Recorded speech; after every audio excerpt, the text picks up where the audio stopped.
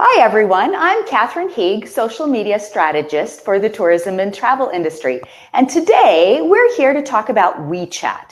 Did you know that 1 billion Chinese use WeChat every day? So we've got an expert with WeChat here with us today. Sally, take it away. Hi, Catherine. Hi, everyone. My name is Sally Berry, and I have a website, theattractionscoach.com, and I also have a full-time job at the Corning Museum of Glass, where we welcome a lot of Chinese visitors. So I have gotten pretty handy at using WeChat over the last few years, and Catherine and I thought we'd work together to offer up some information and answer some questions today. It was great how we met, Sally. I was speaking at an NTA conference, and there you were. And we've struck up this conversation, and we've been doing a few things together, and it's been working out great, Sally. I love working with you. Yeah, we won't tell anyone. I think we probably met at the bar at NTA, but that's a lot of great relationships start, right? Well, it is. Yeah, but we've traded back and forth blog posts over the last year from your site as well as mine, and I think we've really brought some interesting dynamics to bringing information to people in the tourism industry. I agree. Well, let's dive in, Sally, because we've got a great couple of questions here. So, Great. Sally, what is WeChat exactly? Can you give us a quick overview? Sure. WeChat is at the most basic, it's a social media app, an app people download onto their phone. And has, from 2010, 2011, has evolved and grown exponentially. And while it was originally set up to be basically a messaging app, and it has a lot of capabilities with that, it has really grown into its own ecosystem, and over 1 billion people in China use it. And in the first tier cities, so Beijing, Shanghai, and Guangzhou, over 90% of people use WeChat on a regular basis. And that's just not people in a certain demographic. That's little kids that have smartphones and tablets that are WeChat enabled, right up to the grannies who use it like some of our grandmas do with Facebook. But everyone uses WeChat, and beyond WeChat with messaging, you can now make purchases. You can actually book travel through that.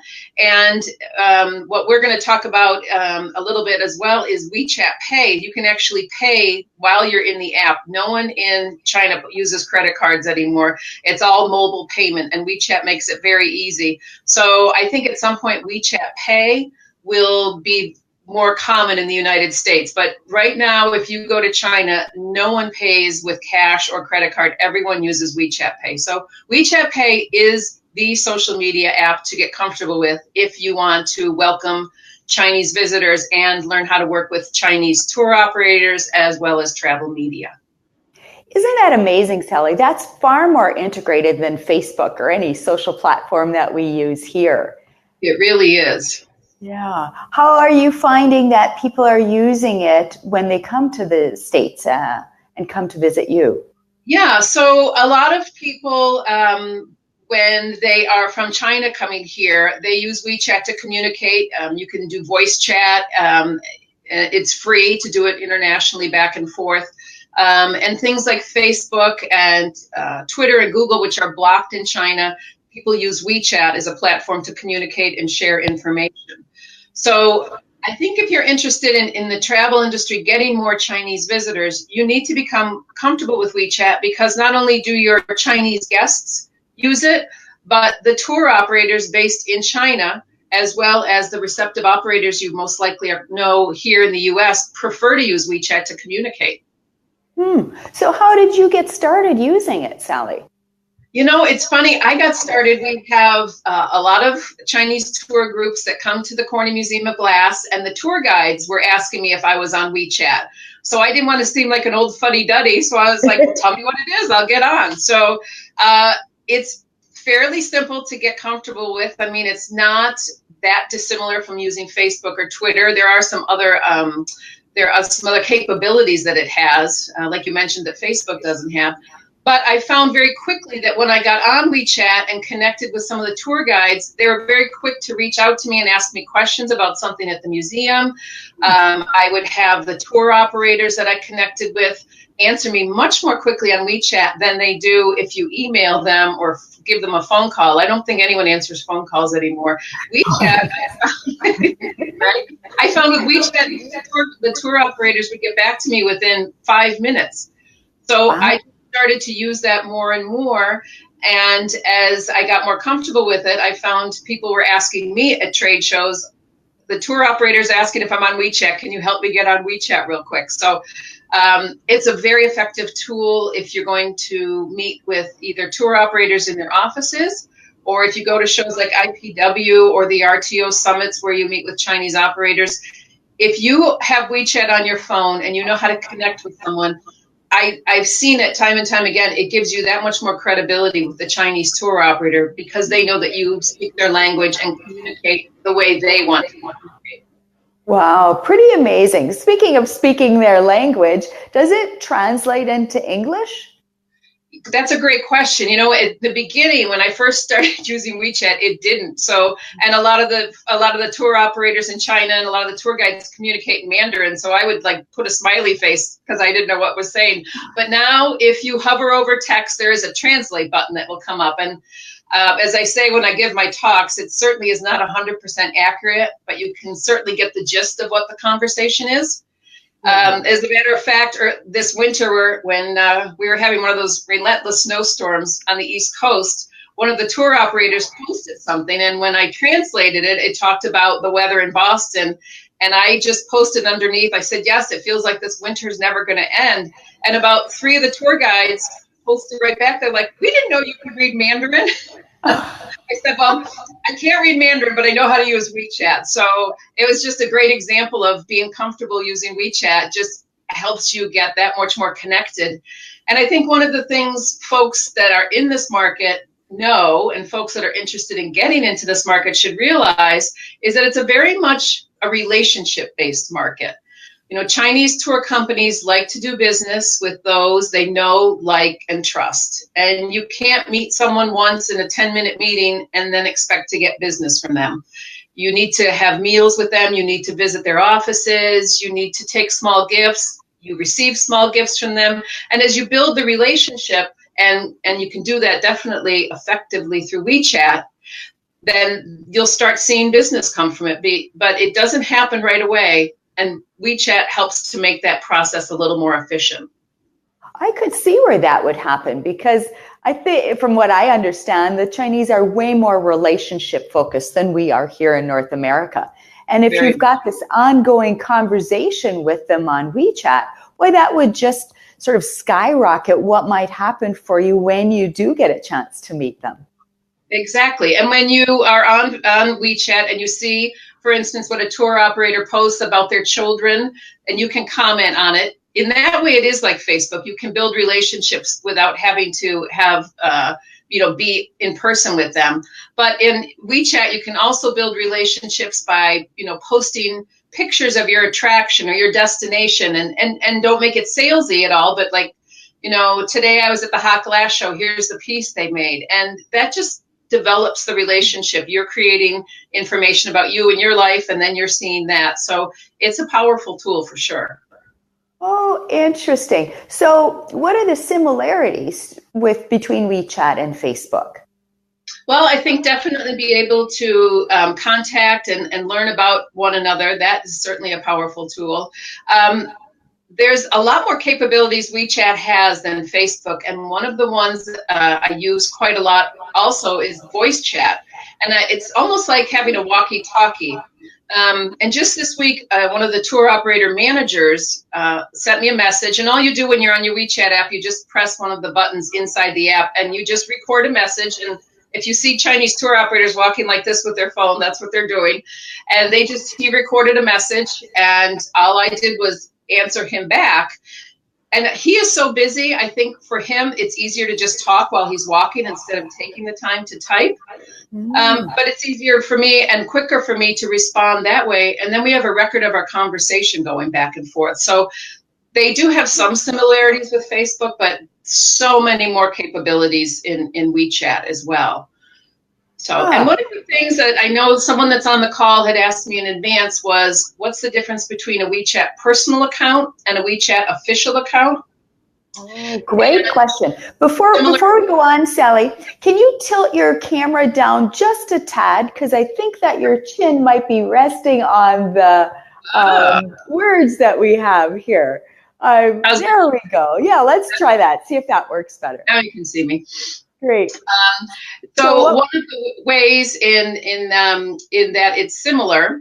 Now I lost my train of thought. Oh, official accounts and personal accounts. Yes. So personal accounts are like a personal account on Facebook, in where it's your name, it's yourself. And as Facebook has business pages, WeChat has what's called official accounts. And an official account is for your destination or your attraction.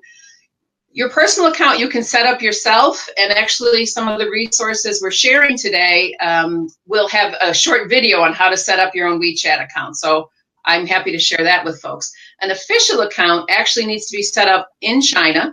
And there's several companies that I'm sure many of you are familiar with based here in the US, that's exactly what they do. They set up your official account for you in China. They help you either create content or have your content translated correctly. So it's on WeChat pages in China in your official account. So I think that's an important distinction. A personal account anyone can set up at any time. An official account you do need resources in China to help you do that. So I think that's an important distinction. And as I said, there's lots of companies that can help you do that if you want. For my organization, our budget is limited. So I use my WeChat account to help build the business just in some of the ways we've discussed. We don't have the funding yet for an official account, but I think a personal account can accomplish a lot and help you certainly get started. Oh, that's good. Is it expensive to start the official account? You know, I'm not sure. That is not my area of expertise. It's not free. I know that. And I know there is expertise involved in doing it. So I'm not sure. But I know if anyone's interested, if they want to reach out to me after the call, I can certainly share some of the companies that I know do that and do a good job with it. Great idea. Well, let's go down to the second question, which is who's using WeChat now and in both US and in Canada? So my short answer is the cool kids are using WeChat. Okay. Because I think for some people, you know, you look at it and you think, oh gosh, another social media tool I need to learn. I just mastered Instagram, and then there was Snapchat, and now, you know, but I truly believe WeChat stands on its own. More than just a social media tool, it's a sales tool.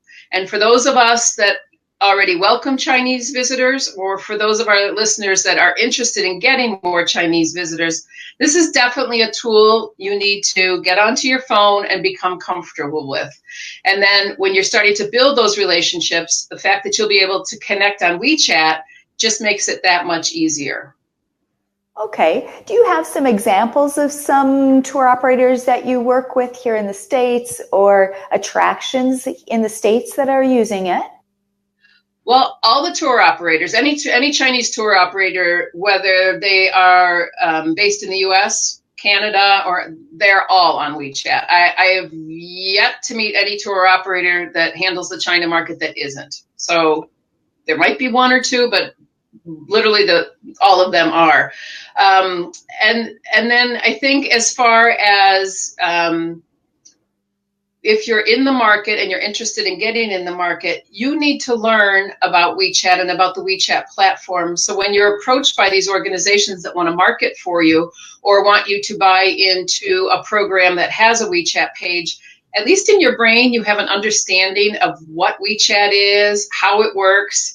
And what I would also encourage is when the folks get onto WeChat is to look for some official accounts to follow. There's lots of them. I'm trying to think. Destination DC has a very good one. Travel South has a great one. And again, it's in Mandarin, but you can hit that translate button.